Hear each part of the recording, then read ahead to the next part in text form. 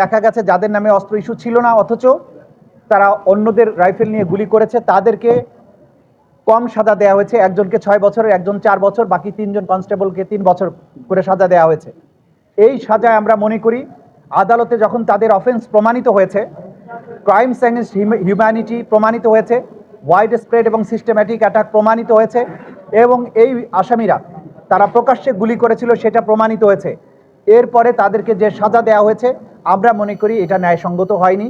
যদিও আদালতের আদেশ সকলের উপরে শিরোধার্য, আমাদেরকে মানতে হবে, যেহেতু একটা অ্যাপিলেট ফোরাম আছে সুপ্রিম কোর্টে, এটার বিরুদ্ধে, এই সাজার বিরুদ্ধে, কম সাজা যেটা দেওয়া হয়েছে সেই অংশটুকুর বিরুদ্ধে প্রসিকিউশনের পক্ষ থেকে আমরা আপিল করব। আমরা এই মুহূর্তে মনে করছি, যদিও পুরোপুরি রায় পাওয়ার পরে আরও পর্যালোচনা করে আমরা সিদ্ধান্ত নেব।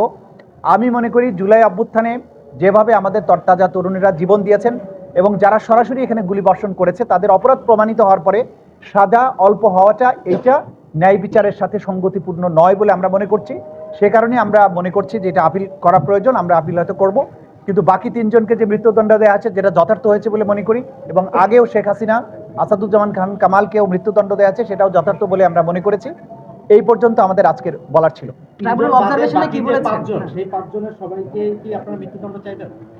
আমরা প্রত্যেকে মৃত্যুদণ্ডই চাইব, কারণ হচ্ছে যে এই অপরাধের সাথে সম্পৃক্ত ছিল, এটা কোনো সাধারণ মার্ডার নয়।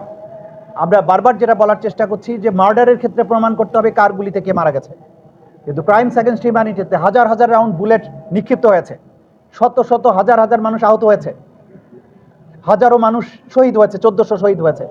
সেখানে কার গুলিতে কে মারা গিয়েছে সেটা প্রমাণ করা ক্রাইমস এগেনস্ট হিউম্যানিটির ক্ষেত্রে প্রয়োজন নেই, এবং সেটা প্রমাণিত না হওয়ার কারণে কেউ সাজার থেকে রেহাই পেতে পারে না। এটা হচ্ছে আইনের বিধান, ইন্টারন্যাশনালি রেকগনাইজড প্রিন্সিপল। সুতরাং সেই জায়গায় সেন্টেন্সিংয়ের ক্ষেত্রে যেটা হয়েছে সেইটাকে আমরা মনে করছি এটা ইন্টারন্যাশনাল স্ট্যান্ডার্ডের সাথে যাচ্ছে না, সে কারণেই আমরা আপিল করব। কিন্তু তাদের অপরাধ যে প্রমাণিত হয়েছে এবং এই অপরাধটা যে ক্রাইমস এগেনস্ট হিউম্যানিটি, এই প্রসঙ্গে আদালত যে অবজারভেশন